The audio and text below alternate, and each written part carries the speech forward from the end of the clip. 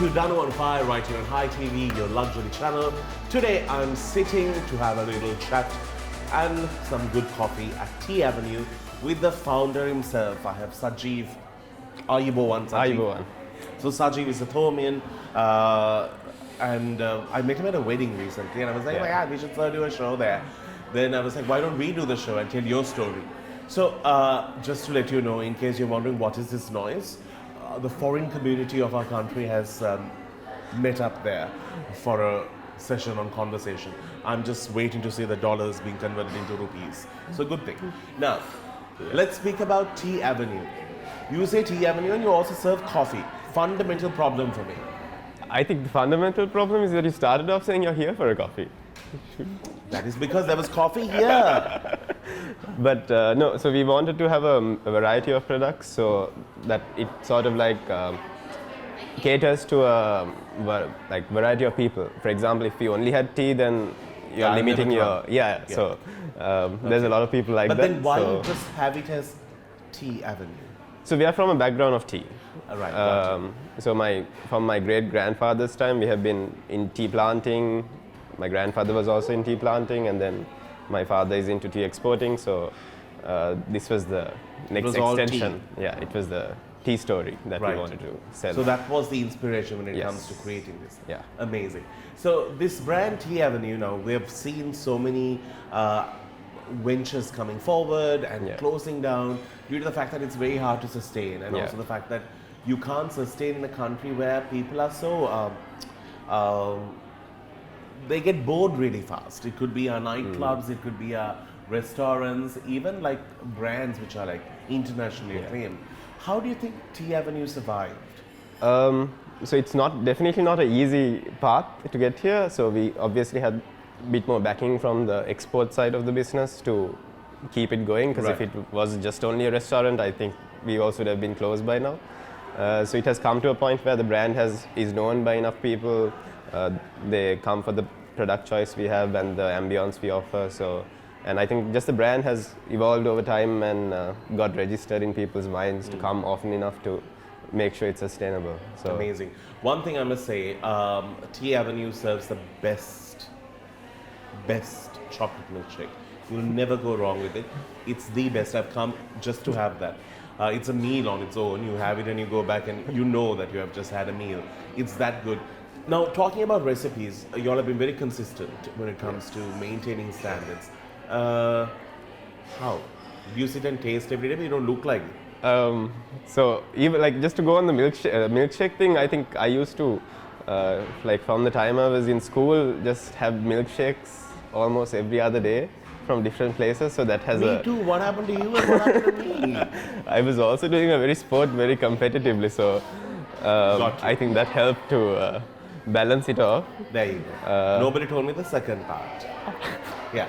And then I think in terms of like maintaining quality and consistency, we've been just particular on the suppliers and having a few suppliers that we work with in certain products, and then making sure we keep all the standards when we're making it. And training the team also saying, quality Make sure is the same every time. Yeah. And then if it's not, just don't serve it. Yeah. Well, that's cool. Now, wanted to speak about you. There are a lot of elements to you. How were you in school? In school? I don't think I was... What's this competitive sport you were a part of? In school, I used to do rowing. So I represented the country while I was in school. So that was the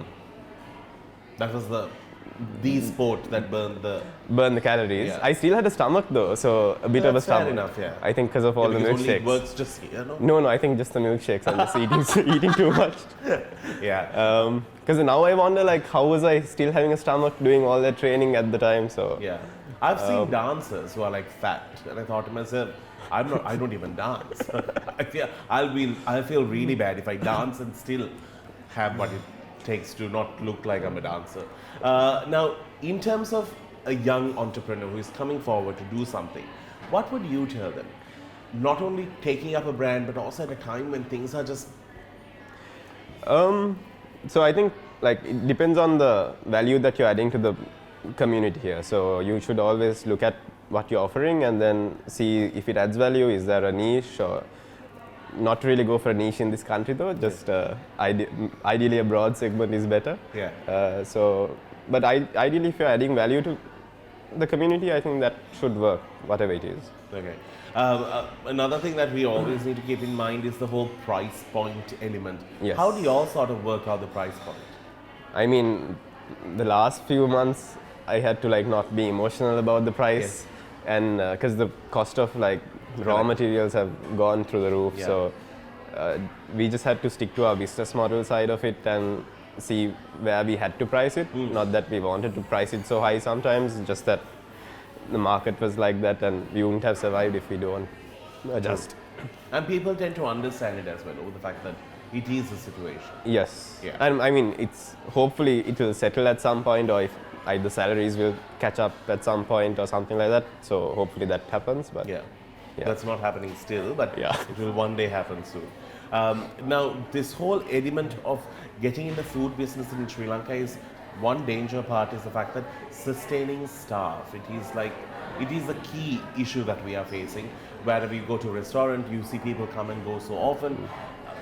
What is the mechanism that you all use? For us, we have a good training program. So even we do have like a high turnover on our staff because people do go abroad and we are not stopping anyone, obviously. So we just try to keep the training going, and we make sure that there is a good process of hiring, and we just keep hiring people and training them in how to make that perfect milkshake. Yeah. That's amazing. We're going to get into a break. We'll come back with more. Now, this is the starter that we're looking at. There's amazing food. That's chicken wings, obviously. Yes. And this is? That's also chicken strips. It's a chickeny day. We'll see you right after this.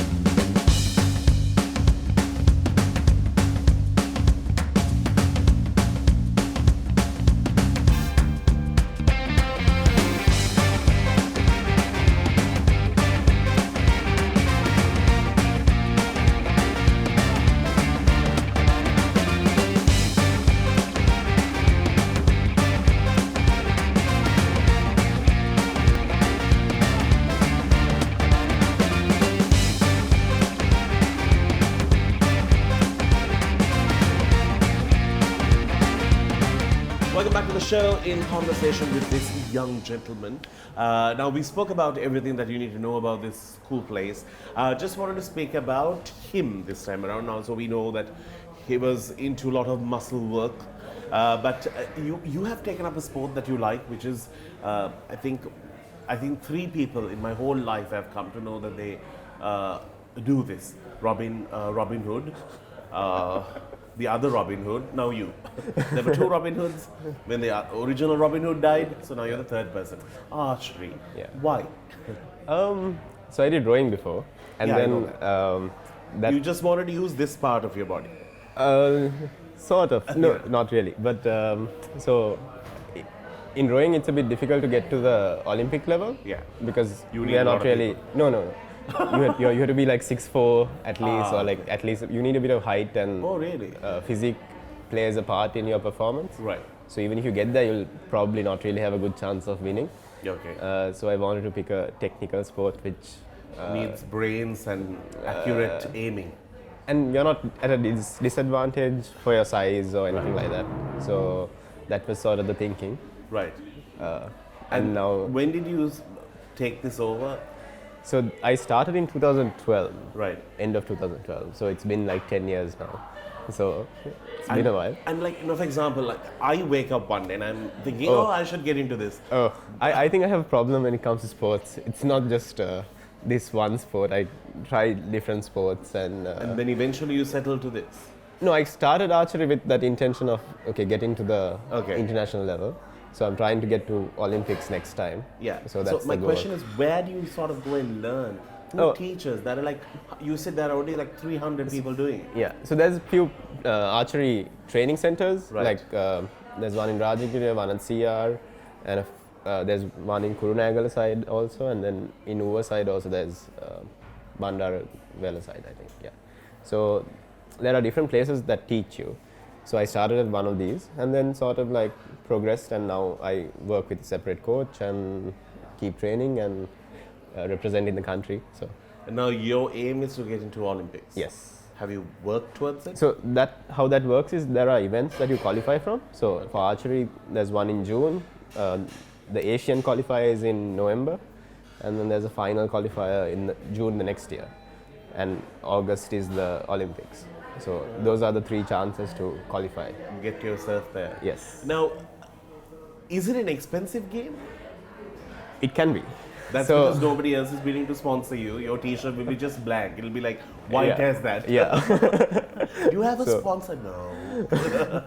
So I mean, it's not easy to get sponsors for sure. Correct.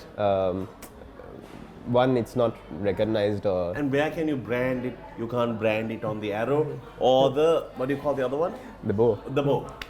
Yeah, It's that's a just- bit difficult. It's going to be a very fine line there. So, in terms of like cost, so equipment is about $4,000 to $5,000, Okay. but that's not like a recurring thing. It's more like a one-time, Right. and occasionally you have to maintain it and upgrade from time to time. I think the more expensive part is actually training and going for events, like going for tournaments Yeah. abroad, and in terms of training, like to train overseas, because again, Yeah, there's a limit that you can learn here. yeah. Because I mean, it has not developed to that level to get to that full potential Right. in a short time. So it will eventually get there, but right now I feel like I need to go abroad and train. So planning to do that this year. So that, for example, that would, I mean, one training center in Korea is like $1,200 a week. So it's not cheap. I know. Who knew? Like, this is when cavemen sort of started it because it was cheap. Or I had to live. Yeah, to hunt and live. now Yeah. everything is just very expensive around Yeah. it. So Fine. So, chances are you will compete for Olympics. that's the goal, yeah. So I'm working towards that.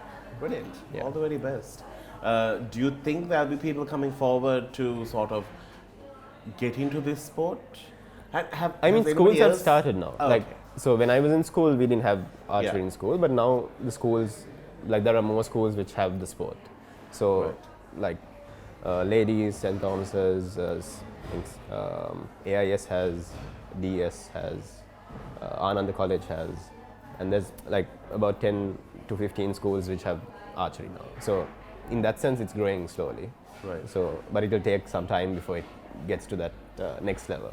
But archery is also a sport you can perform. Like the last Olympic winning guy was from Turkey, and he was 21 years old. Right. So he started when he was about 8 or 9, and by the time he's 21, he's He already was winning. Already mature enough Yeah. to get there and win it. Yeah.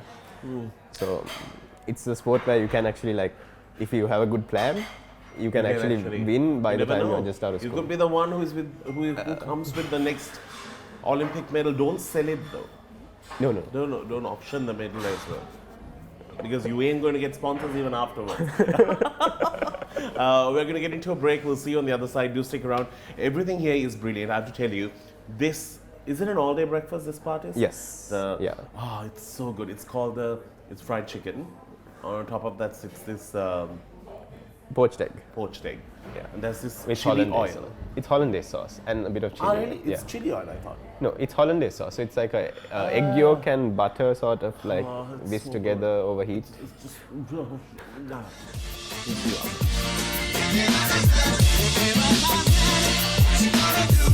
Final segment, we are seated in midst of tea. I told him the love I have towards tea, and one of the reasons I didn't even come to Tea Avenue for the first 5 years of its existence. Sad, no? Yeah. Yeah. But yeah, I'm an occasional tea drinker. How do you like your tea normally? Oh, like tea is the last thing I want in that. The milk, the sugar. Or a good teen kitty, and that's when you know you are having a nice cup of 3 o'clock tea. I don't understand these people that, oh, the brew is too strong. Oh, the brew is too dry. I'm like, how do you even know this? You know, those tea tasters earn a lot of money, man. Have you ever got into that business? So as in, okay. So we have a tea exporting side as well. Right. So there you have the tasters. Yes. And their job is super cool, right? They just have to taste. Not only taste, they are also like selling the tea. They are also like, right, it's not just tasting that they do. So they have to grade the teas. So each week we get like 1,200 different teas coming in. Huh? Yeah. That's 1,200 different like teas from different estates, and so they have to go through, they don't taste everything, but they have to check everything and then taste some of it and then buy what we need each week. But tea is very good for you if you don't have the sugar and the milk, so that's how. But then you won't have it after that. I won't have it. I have had green tea, I still have. On the days that I feel fat, I feel like, oh, I've lost so much now. I've had like a green tea jug. I wanted to ask you, so because I was telling him, he seems a very well put together boy who doesn't talk scandalously. You know, you're one of those good Thomians. All the others I've associated with have just been either physically abusive or just mentally traumatizing. Wanted to ask you, you have other hobbies? So photography is one. What are your subjects like? What do you mean? Like What do you like to take pictures of? Oh, okay. At one point, like for a few years, I was the second photographer for a wedding photography team. Oh, right. So you have juggled everything? Possibly, yeah. And then now if like wildlife, for example, if I go out, I take, but not that I'm going there to take pictures. But if the leopard tends to walk out, you take a picture. Yeah. Not that I'm like because I waited in one of those trucks for like I think 1 hour. And I was like, I'm sure I can just see the leopard online. Just let's go. I was just bored. So so photography has been a fun hobby, and also it came down from my grandfather used to be a film like photographer, like cameraman. And then my mother was a wedding photographer, so we already had the equipment all the time. So it was just there, and then it was just a matter of picking it up and trying, sort of thing, rather than thinking of investing into equipment or something. So it was very what you had. Yeah. Now, there's always a confusion when it comes to understanding what it is to like stay back and achieve something in Sri Lanka. There were a lot of talent leaving our country. Yes. And I'm sure your classmates, a lot of them would have, like either they are with the kangaroos or they are somewhere. What made you stay back, or what would you tell somebody who wants to like jump ship now? So on my case, I didn't actually know what I wanted to do as I left school, so it was a bit of a journey to figure out what to do. And this project sort of came up to do a cafe, and then I was leading it from the start. So I feel like there's opportunity here, but it's not as easy. Like certain things, like it takes time. You have to. It's more like a really tough journey initially, especially. So, like we have seen brands which have grown in the last few years amidst all these problems, right? So, I don't think there's like it's easier to feel like, oh, the grass is green on the other side, but I don't know if it's that easy. Like, yes, you learn more when you're working abroad, but then you're also giving up a lot of things to do that. So if you put the same sacrifice here, I feel like you'll also make it. So because there's always something new, there's space for new things, there's always something waiting to happen here. Yeah, and I think we undermine the potential of this market because there's like more than 20 million people for sure. Not anymore, no, I think. They've at least lost around 3 million. They'll have to count again. Yes, they'll have to do a count again. I think we have lost a lot. Final question. Are you in the market? Because the reason is, I have to always like check on young. Depends. I'm also not sure. This has also been a journey, I think. Yeah. Currently, while we're shooting this show, he's single. don't know by the time this show is airing, you might have patched up things. So it's a bit of a process. Yeah, it's we'll a leave bit it of at process. that. No, Yeah. it's a bit of a. Can't say next week, I don't know. Yeah, that's right. You're going through that. You're still finding your way there as Yeah. well. Yeah, I understand. All It's right. not as easy as business side. At least here, you can train somebody for Yeah. it. In terms of the recipes and all these things, now this double Chocolate cheesecake. cheesecake, it's baked, right? Yes. No, That's not baked. not baked. No. Who comes up with these? So we have like a team which Okay. comes up, like chefs also come up with it. I also share some ideas. Actually, we just pool all the ideas together and then see what comes out to be really good. Do you think And it's very then- important to have a unique variety when it comes to a coffee shop or a tea shop? I mean, I think we should cater to everyone's requirement Okay. in some way, not to just have a vast menu, but like, for example, if you walk in, you should have something that you like here. And that's sort of the thinking. Like, that's why we never had like only tea. Right. But it still took like 5 years for you to find us. So. Yeah, because there was only the word tea given highlight. But anyway, thank you so very much for entertaining us and having a little chat. I wish you all the very best, and I really hope you'll represent Sri Lanka when it comes to your dream in archery, and I wish you all the very best. There's always an opportunity for you to create something your own. Make sure you give it a try, and it's always nice to have young entrepreneurs paving the way. Thank you so very much. Thank you very much for having me. And we shall see more of him very soon. Till then, it's time to say goodbye. We shall see you soon.